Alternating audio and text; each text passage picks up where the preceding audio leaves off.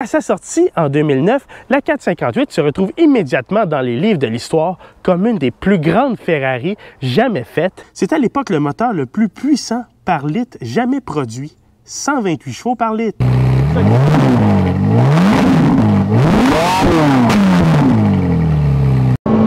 Oh, le son!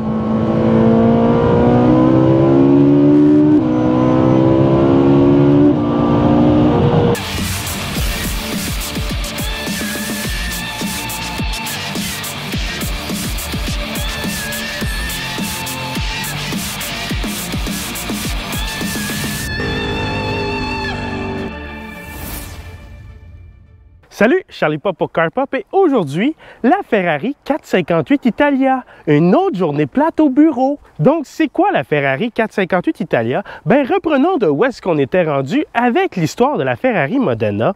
La Ferrari Modena, comme j'ai dit, va connaître un très grand succès et Ferrari va amener une évolution de celle-ci. On va reprendre le même châssis, mais on va retravailler le reste du véhicule et on va arriver avec la F430. La F430 était beaucoup plus puissante, avait une tenue de route beaucoup plus poussée et la transmission avait été reprogrammée pour être beaucoup plus rapide et c'était rendu une transmission qui était vivable. Résultat, la F430 va connaître énormément de succès également, mais va connaître un ralentissement de vente en 2008, probablement causé par une crise économique. Durant ce temps-là, Ferrari travaille sur son prochain projet. Ils savent qu'ils vont devoir relever la barre beaucoup plus haute pour la remplaçante de la F430, puisque la compétition s'en vient très féroce. Chevrolet a décidé de s'attaquer à Ferrari avec la Corvette. Porsche est très agressif avec sa 911 GT2 et Turbo. Et Lamborghini est arrivé avec la Gallardo, qui, elle, vise directement la F430 et lui fait mal au niveau des ventes. Donc, Ferrari va développer une nouvelle voiture de rien. On va arriver avec un nouveau châssis, nouvelle suspension, nouveau moteur, nouvelle transmission, une transmission à double embrayage cette fois-ci, etc., etc. Et en 2009, on va dévoiler la 458 Italia. Mais Ferrari comptait utiliser cette plateforme-là pour un minimum de 10 ans. Ils voulaient vraiment l'exploiter au maximum, donc ils ont conçu une plateforme tellement avant-gardiste qu'à sa sortie en 2009, la 458 se retrouve immédiatement dans les livres de l'histoire comme une des plus grandes Ferrari jamais faites. Elle est si performante qu'elle est très proche de la Ferrari Enzo sur la piste de Top Gear. Et la Ferrari Enzo se vendait 10 ans plus tôt à plusieurs millions de dollars et est 100 chevaux plus puissante. Cette voiture est tellement emblématique pour Ferrari qu'encore aujourd'hui, plusieurs constructeurs l'utilisent comme objectif à atteindre dans le développement de leur voiture, entre autres Chevrolet avec la nouvelle Corvette C8, où ils ont littéralement pris la 458 et se sont dit que la nouvelle Corvette C8 Z51 devrait être en mesure de concurrencer la 458. Aujourd'hui, ce que je vous propose, c'est qu'on va faire le tour du véhicule. Je vais vous présenter l'extérieur, l'intérieur, la mécanique. Ensuite, on va aller en essai routier et finalement, on va jaser prix. J'ai emprunté ce véhicule à un de mes abonnés et si vous voulez me prêter votre véhicule, vous pouvez m'écrire à l'adresse courriel en bas, carpopyt@gmail.com ou via notre page Facebook. Pas besoin que ce soit un véhicule neuf. Si vous avez les premières Hyundai Accent, j'aimerais vraiment ça en essayer une, alors écrivez-moi, j'attends de vos nouvelles. Débutons par l'extérieur. La 458 a été dessinée par Pininfarina. Pininfarina a été le dessinateur de plusieurs modèles de Ferrari et celui-ci est un des plus emblématiques et malgré son look incroyable, la 458 réussit à intégrer des innovations en termes d'aérodynamique qui sont assez poussées même encore aujourd'hui. À l'avant de la Ferrari 458, on remarque que le pare-brise est incurvé pour venir améliorer le profil aérodynamique du véhicule. On a également un capot qui est très plat et qui projette l'air sur ce pare-brise et qui vient rejoindre les ailes qui sont bombées pour accommoder les roues. C'est très joli. Les phares avant de la 458 sont juste magnifiques. Ils donnent la ligne au véhicule, sont juste très beaux. Et on remarque qu'on a une trappe d'air juste ici à côté. Et à quoi qu'elle sert celle-ci? Ben, elle sert à refroidir les freins. Donc on prend l'air d'en avant du véhicule et on l'envoie dans les freins. On a également une autre trappe d'air ici, c'est pour faire sortir la chaleur du système de refroidissement. Et grâce à ça, ça vient créer une zone d'air qui est plus douce et qui va permettre au véhicule de mieux glisser à travers le vent. On ne peut pas passer sous silence le logo Ferrari, qui est essentiel sur une Ferrari. Et on en a un deuxième dans le pare-choc en bas. Et ce pare-choc intègre également une grosse trappe d'air qui, elle, va servir à refroidir les freins, mais aussi le système de refroidissement du véhicule, comme j'ai parlé plus tôt. On remarque aussi ces ailes qui sont dans cette trappe d'air-là. Et à quoi qu'elle sert? Bien, à basse vitesse, elle sert à générer de l'appui pour nous aider en virage. Et à grande vitesse, elles sont en genre de composite et elles vont se déformer et devenir plus aérodynamiques dans le but de réduire la traînée et de réduire l'effet de sol pour augmenter la vitesse de pointe. C'est excessivement innovateur. Sur le côté de la Ferrari 458, on remarque le fameux profil de cette voiture. C'est une voiture qui est vraiment jolie. Elle a l'air lancée même si elle est arrêtée. Franchement, c'est beau. Et on remarque qu'il n'y a vraiment pas beaucoup de choses sur le côté. C'est un côté qui est très simple, très plat, encore une fois pour améliorer l'aérodynamisme. On a une trappe d'aération ici. C'est encore une fois pour le système de refroidissement du véhicule. Et on en a une de l'autre côté. Et comme vous pouvez voir, cette trappe d'air est cachée. La majorité des véhicules sport ont une trappe d'air ici qui est exposée. Celle-ci, elle est cachée et le miroir utilise sa forme pour rediriger l'air dans celle-ci, ce qui est vraiment bien pensé et encore une fois très innovateur pour l'époque. On remarque aussi qu'on a une petite bavette pour venir créer un plancher plat pour encore une fois augmenter l'appui aérodynamique et on a une ligne ici qui s'en va vers une trappe d'air à l'arrière qu'on va parler un peu plus tard. Parlons pneus et roues. Les roues sont super simples, mais super élégantes. Elles vont vraiment bien avec la ligne du véhicule. Côté pneus, on a du 2,35/35 R20 à l'avant, 2,95/30 R20 à l'arrière. Ça coûte une fortune à remplacer, mais c'est normal pour ce genre de véhicule-là. Et on ne peut pas passer sous silence l'étrier de frein jaune qui vient mettre en valeur le logo Ferrari. À l'arrière de la 458, signature Ferrari, une fenêtre où on peut voir le moteur. C'est magnifique. On a également du grillage pour évacuer de la chaleur. On trouve également les phares arrière qui sont magnifiques et qui ressortent ici. C'est très beau. Ça vient donner un look très spécial à la 458. On a un arrière très plat, très simple, qui est très élégant. Et on a également dans le bas de ce pare-choc un diffuseur arrière très agressif en fibre de carbone, mesdames et messieurs. Et évidemment, ça doit coûter 10 000 $ ce morceau-là. Je ne veux pas l'endommager. On a également 3 pots d'échappement. Et la raison pourquoi ils sont situés là, c'est qu'ils travaillent en commun avec le diffuseur arrière. Ils viennent créer une zone d'air chaud à l'arrière du véhicule dans laquelle l'air sous le véhicule est aspiré et qui permet d'optimiser, encore une fois, l'appui au sol. Parlons de cette grille ici. On a le refroidisseur à l'huile. Ici, on en a un deuxième de l'autre côté. Et on a notre fameuse trappe d'air que j'ai parlé plus tôt, qui est ici. Et dans le fond, l'air rentre ici et ressort ici. Pourquoi ils ont fait ça ici? C'est parce que dans cette zone ici, on a une zone de dépression. Donc, on a une zone qui vient nuire à la voiture. Et on a découvert qu'en envoyant de l'air chaud dans cette zone-là, on vient atténuer cette zone-là. Et en plus, on aspire l'air chaud à un plus grand volume et donc on refroidit plus efficacement. Donc, résultat, Ferrari se sont dit qu'il était pour mettre le système de refroidissement d'huile ici même. Et donc, l'air rentre ici, se fait aspirer avec toute la chaleur et ça vient encore une fois aider au rendement aérodynamique du véhicule. Parlons espace cargo et ça se retrouve à l'avant. On a 230 litres d'espace cargo, c'est assez juste et Ferrari nous donne plein de beaux sacs de belle qualité qui prennent encore plus de place. Mais c'est quand même assez spacieux pour faire un voyage. On peut voyager léger, on peut mettre un sac de sport. Donc c'est quand même assez pratique, mais il y a des voitures beaucoup plus pratiques que ça, évidemment. Et une Ferrari, ben, c'est pas une voiture de tous les jours. La présentation intérieure est réussie, la qualité des matériaux est excellente. Et la qualité d'assemblage, par contre, est sur le côté italien. On a également une ergonomie qui est assez discutable. On va en jaser. Le panneau de porte est super simple, tout en cuir. C'est vraiment joli. Pour ouvrir la porte, on a notre poignée ici. Et il n'y a aucun bouton de fenêtre. C'est ultra simple comme panneau de porte pour sauver du poids à l'extérieur du véhicule. On a essayé de centraliser le plus de choses possible. Donc, pas bouton de fenêtre dans les portes. Le cockpit, si on peut l'appeler ainsi, tout est orienté vers le chauffeur. Et tout est pas à la place habituelle qu'on est habitué. Et tout se contrôle dans l'écran devant nous et c'est vraiment compliqué. Commençons par l'écran à gauche. Donc, pour le gérer, on vient ici et on appuie sur Main et on a accès à toutes sortes de choses, Setup, Trip, etc., etc. Toutes sortes d'informations sur le véhicule. Et le VDA, c'est des statistiques sur le véhicule. On peut même avoir nos temps autour. C'est super. Ceci étant dit, supposons que je vais dans Statut et que je me dis, je veux changer de prochain menu. Donc, je vais appuyer sur la flèche en haut. Il me demande à quel point je veux de l'éclairage dans mon écran. Fait que là, je fais OK. Et donc, il faut que j'appuie sur les flèches de droite et de gauche, qui est rare de nos jours. D'habitude, c'est la flèche en haut en bas. Et je peux jouer avec ça. Et peu importe le menu où je suis, si j'appuie sur la flèche en haut en bas, c'est pour ajuster l'éclairage de mon écran, qui est la dernière chose que tu veux faire, franchement, avec un système d'infodivertissement. Ensuite, supposons que je retourne dans Statut, ici présent, et que je veux aller voir le kilométrage de mon trip A. Vous vous dites, ah, ben, t'appuies sur le bouton trip. Non, t'appuies pas sur le bouton trip. Donc, vous vous dites, je vais aller dans Setup, et je vais aller Display Setup, et je vais demander qu'il me montre le trip B. Ben non, ça marche pas. Il faut que vous retournez dans le menu, retournez dans Statut et que vous appuyez sur OK. Et là, le trip A apparaît, le trip B apparaît. Ça n'a pas de logique. Tout se fait avec le bouton OK.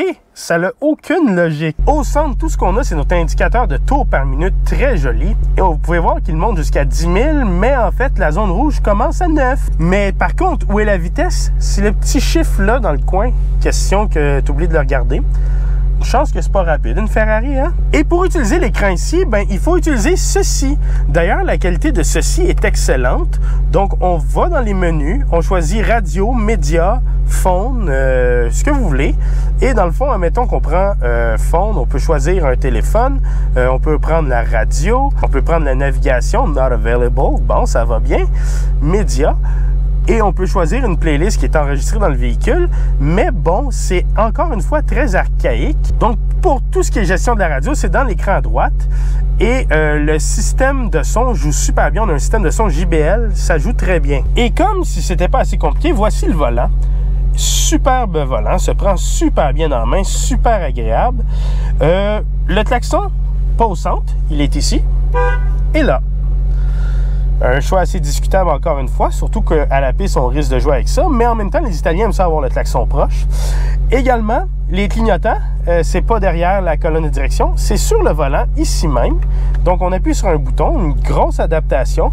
Les essuie-glaces, c'est ici. On choisit notre vitesse en appuyant et on réduit notre vitesse en appuyant à nouveau. Pour les hautes, c'est ici. Pour l'antipatinage, c'est ici. Pour démarrer le moteur, c'est ici. Et nos modes de conduite sont ici.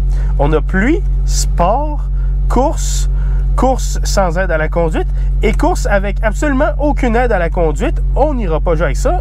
Moi, je vous conseille de rester dans le mode wet, qui est idéal pour la conduite de tous les jours, puisque la suspension est plus molle, et le mode course. Le tableau de bord est recouvert de cuir avec une surpiqûre blanche. C'est magnifique. Et les morceaux sont en beau plastique, très solide, de très belle qualité, vraiment réussi. Parlons de la climatisation. Là-dessus, pour ajuster la température, c'est numéro 1. Pour ajuster les fans, ça va. Pour ajuster d'où ça sort, qu'est-ce que vous voulez que je fasse avec des flèches? J'ai aucune idée de ce que ça veut dire. Donc, il faut essayer, essai-erreur, et après ça, vous allez le savoir. Et c'est une aire climatisée bizone, donc vous pouvez ajuster la climatisation pour le passager aussi. Au centre, il n'y a absolument rien, jusque ici. Ici, on a un beau morceau de métal avec des boutons. Celui-ci, c'est pour le reculon. Celui-ci, c'est pour mettre la transmission en mode automatique. Et celui-ci, c'est pour le système de départ canon. En dessous, on a nos hasards, ainsi que nos boutons pour les fenêtres. Et on a un bouton écrit Open ici. C'est pour ouvrir le coffre à gants. Sous le capot de la 458, on trouve cette œuvre d'art. C'est un V8 4,5 litres, d'où le nom 458.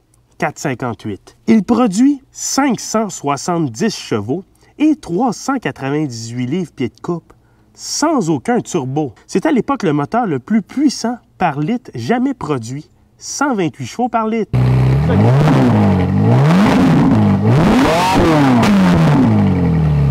Une autre version de la 458 se nomme la 458 Speciale. Elle mérite une vidéo à elle seule. C'est une version extrême de la 458 et celle-ci bénéficiait du même V8 mais poussé à 600 chevaux, donc encore plus performant.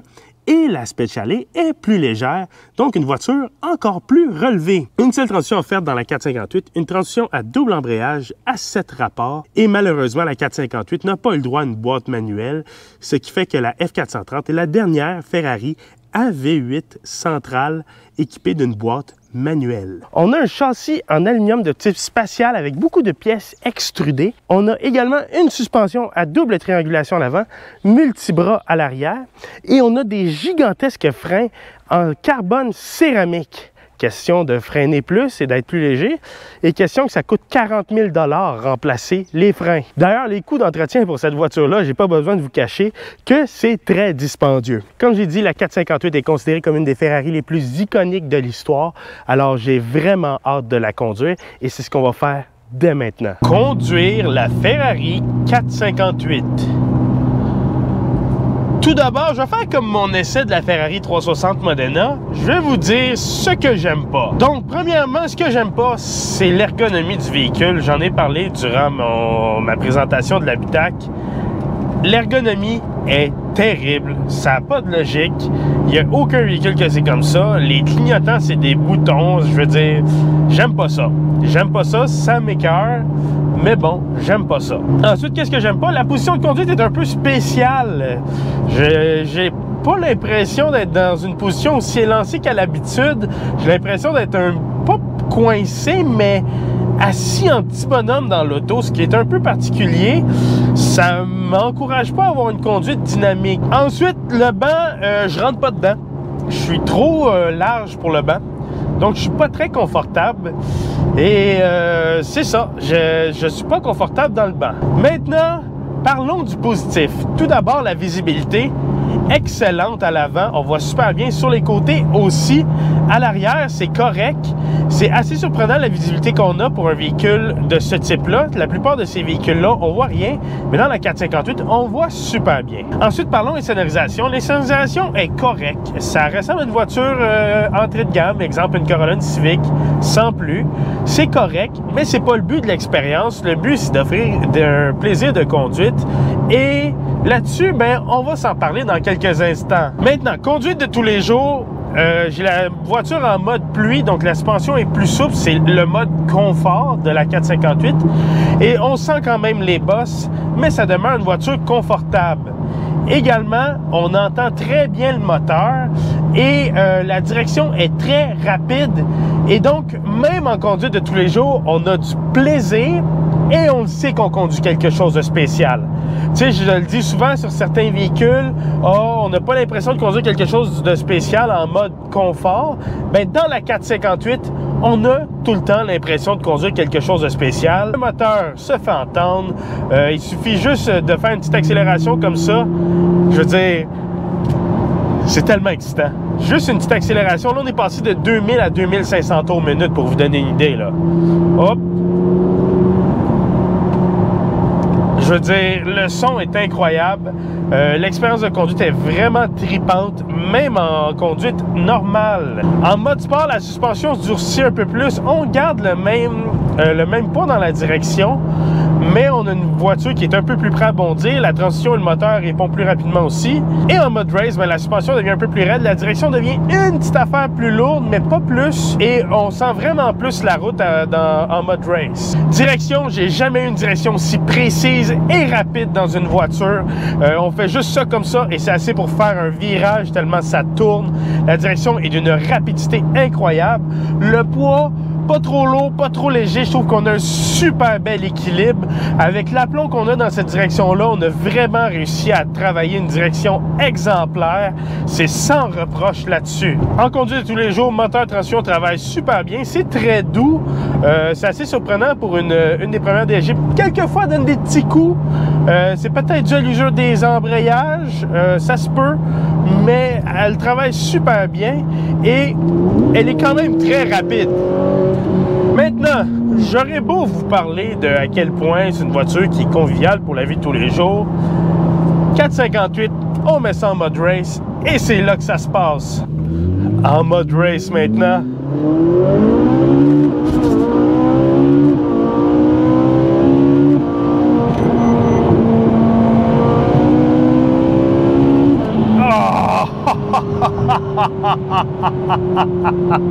Donc, les accélérations sont excessivement rapides. La voiture est très performante. Le son. On le réécoute encore?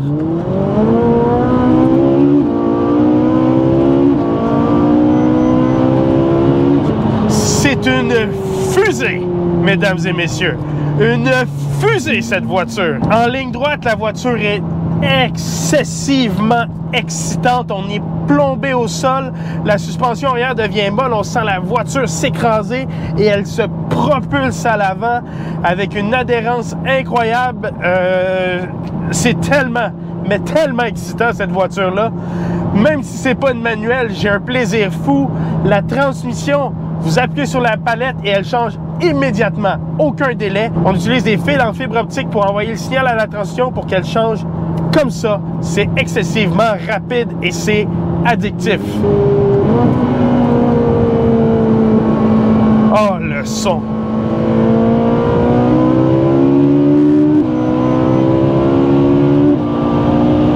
Maintenant, attaquons des virages. La voiture, premièrement, elle colle, elle colle, elle colle. On a le derrière qui est vraiment collé au sol et la direction qui est tellement rapide. Et le résultat, on a une voiture qui change de direction comme j'ai jamais vu. C'est tellement rapide en virage. C'est impressionnant. Ensuite, le son, encore une fois, le son. Oh, le son! Le son est... Oh, le son est juste incroyable. Le freinage est excellent. La voiture tient super bien la route et on n'a pas l'impression que cette voiture-là pèse 1400 kg. On a vraiment l'impression qu'on conduit une voiture beaucoup plus légère que ça. On a vraiment une voiture qui change de direction à une rapidité incroyable et on n'a vraiment pas l'impression d'avoir de poids sur les essieux. C'est un chef-d'œuvre d'ingénierie, cette voiture-là. C'est un chef-d'œuvre. Et la voiture nous met tellement en confiance. On a l'impression qu'on peut faire ce qu'on veut avec. C'est vraiment incroyable. Si on met un peu trop d'accélérateur, on va sentir le derrière décrocher, mais on se sent encore en contrôle. Vraiment, Ferrari, qu'est-ce que vous avez fait là? C'est une voiture qui est juste incroyable. Je comprends pourquoi cette voiture est encore prise comme cible aujourd'hui, comme voiture sport exemplaire, comme objectif à atteindre en termes de plaisir de conduite et de performance. On a vraiment une symbiose entre la performance et le plaisir de conduite comme j'ai jamais vu. Je comprends pourquoi Chevrolet l'a pris comme objectif. Je comprends clairement pourquoi Chevrolet l'a pris comme objectif. Maintenant, parlons prix. J'ai exclu la 458 Specialic parce que, comme j'ai dit, elle mérite une vidéo à part entière. Donc, on va se concentrer sur la 458 Italia.